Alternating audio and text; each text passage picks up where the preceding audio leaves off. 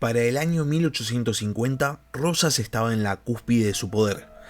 1850 es el año en el cual la Confederación Argentina firma el tratado con Francia que levantaba por fin el bloqueo anglo-francés al Río de la Plata. Este tratado con Francia seguía a uno firmado con Gran Bretaña el año anterior y básicamente tenía como significado que la Confederación Argentina había derrotado a las dos grandes potencias de la época.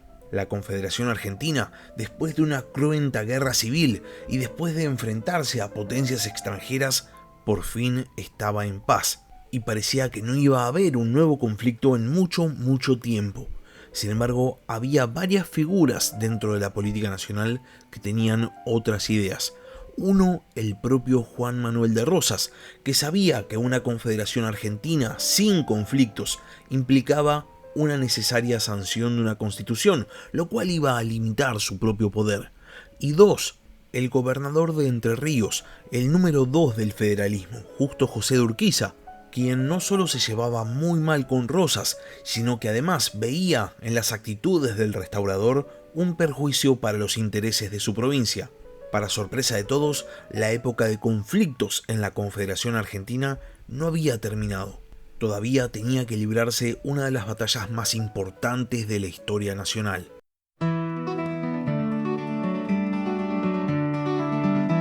Hola a todos, sean bienvenidos al podcast de historia La Barba Roja de Barba Roja.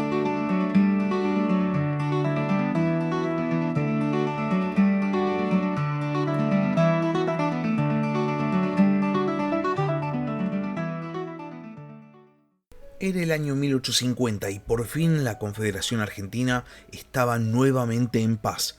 Rosas había emergido como el gran ganador de todos los conflictos, tanto internos como externos. El restaurador ya no tenía ningún enemigo en ningún lado y por fin podía dedicarse a administrar el país. Bueno, en realidad el país no, porque recordemos que Rosas no era gobernador de toda la Argentina, sino solo de la provincia de Buenos Aires. Lo que sí era Rosas era el encargado oficial de las relaciones exteriores de la Confederación Argentina. Y en este sentido, el restaurador había llevado estas relaciones exteriores siempre en pos de un beneficio para Buenos Aires.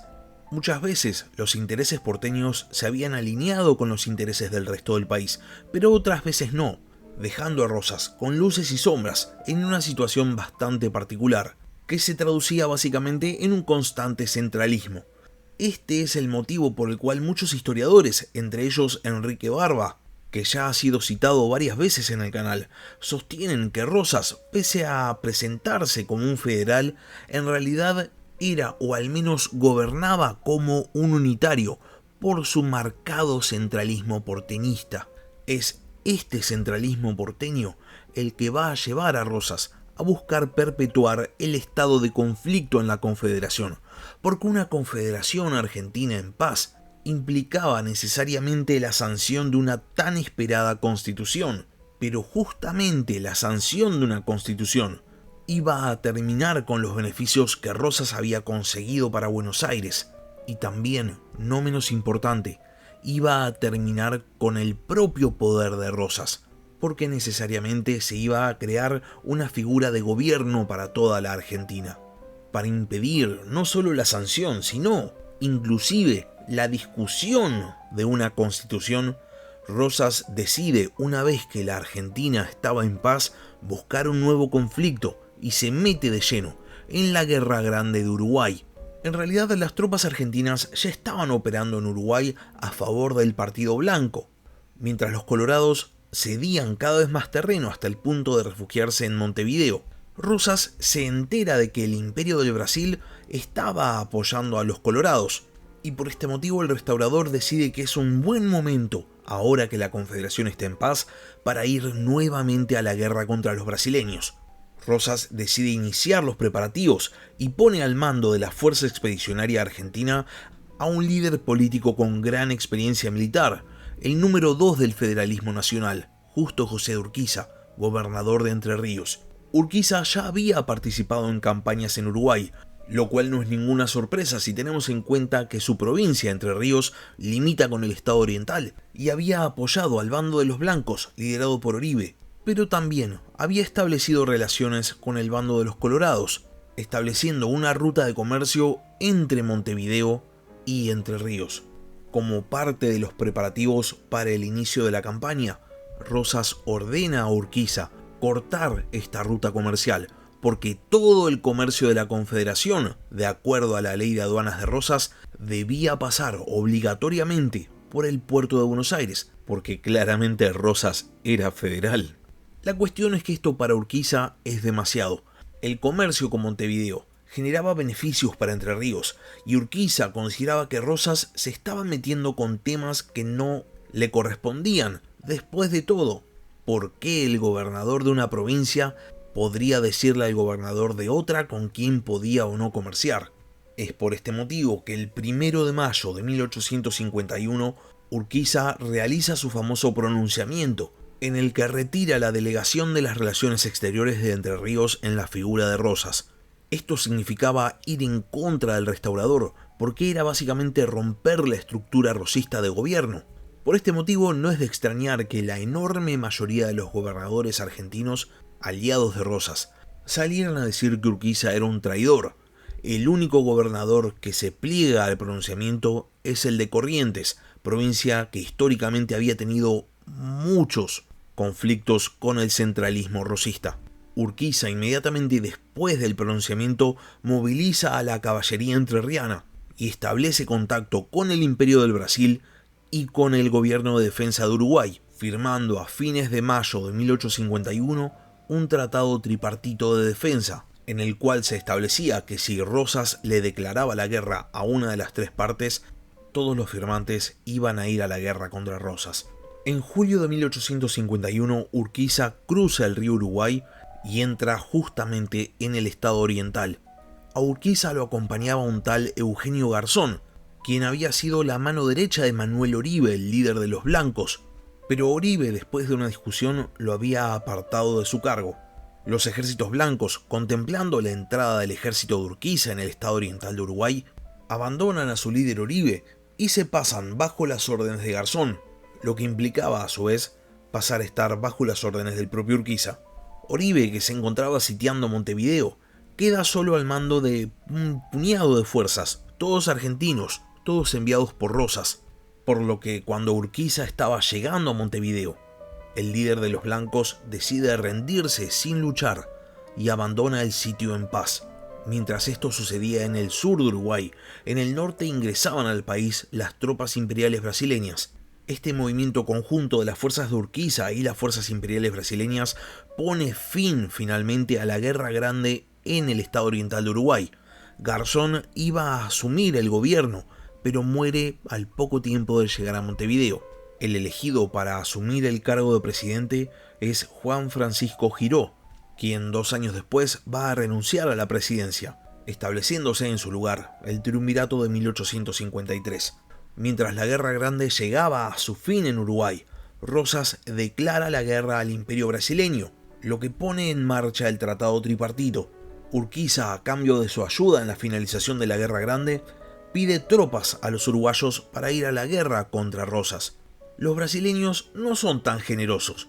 A cambio de su participación, obligan al nuevo gobierno uruguayo a ceder una franja en el norte de su territorio, y después también van a colaborar con el ejército de Urquiza, con algunos soldados, pero sobre todo con financiamiento. Urquiza entonces va a contar con su fuerza entrerriana, las fuerzas correntinas, los soldados uruguayos, algunos soldados brasileños y sobre todo el financiamiento imperial. Y a este ejército va a sumar también a las fuerzas porteñas que habían apoyado a Oribe y que todavía estaban en Uruguay. Estos soldados porteños son incorporados al ejército de Urquiza a la fuerza. El gobernador entrerriano conformaba de esta manera lo que se conoce en la historia como el Ejército Grande. A finales de noviembre de 1851, Urquiza declara oficialmente la guerra a Rosas y entonces se dispone a marchar hacia Buenos Aires.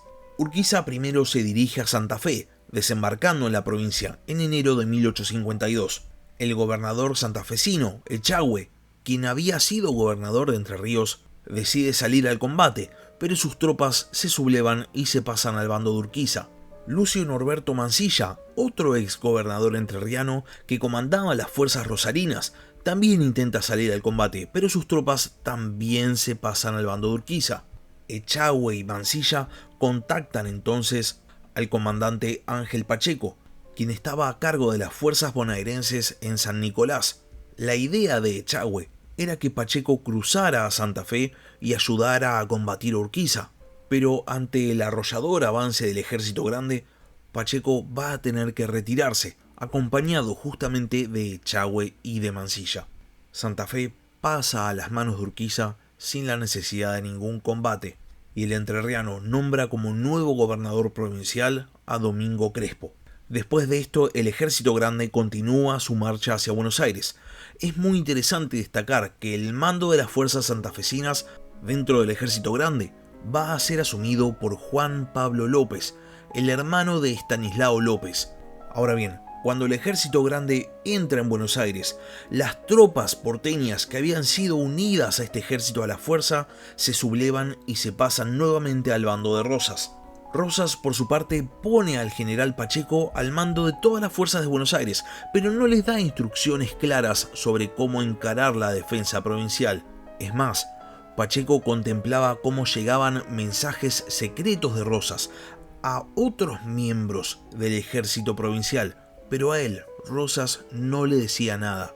Pacheco se cansa de esta situación de ambigüedad con Rosas, que no se decidía qué hacer ni tampoco le daba órdenes concretas, y entonces simplemente abandona la campaña. Rosas se quedaba entonces sin su mejor general, y entonces el restaurador comete uno de los grandes errores de la historia. Asume él mismo el mando del ejército. Rosas no tenía prácticamente experiencia liderando tropas, y esto es algo que va a quedar demostrado en su siguiente acción, que es no hacer nada. Mientras Urquiza se aproximaba a Buenos Aires, Rosas simplemente lo espera, no hace casi preparativos.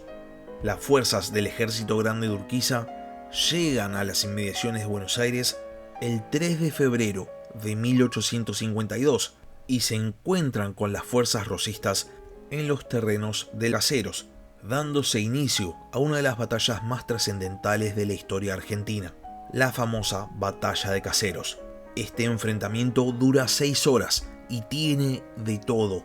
Para empezar, Urquiza lidera una carga de la caballería entrerriana contra el flanco izquierdo rosista, provocando su colapso. En el flanco derecho de Rosas, las fuerzas porteñas retroceden ante una fuerza combinada de argentinos, uruguayos y también algún brasileño.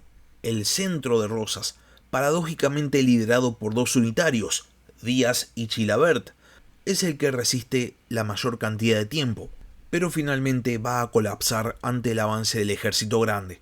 La batalla de Caseros finaliza con una rotunda victoria para Urquiza. Rosas huye del campo de batalla y en el lugar en el que actualmente se encuentra la Plaza Garay redacta su renuncia y acto seguido embarca en un buque británico y parte al exilio a Gran Bretaña.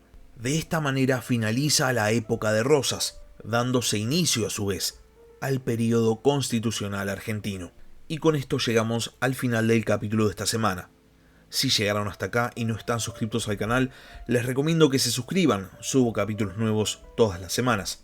Y si por otro lado ya están suscritos, pero tienen ganas de apoyar al podcast, pueden hacerlo transformándose en miembros del canal en YouTube o si no, transformándose en Patreons. Les dejo el link en la descripción del capítulo. Muchas gracias por haber escuchado y hasta la próxima.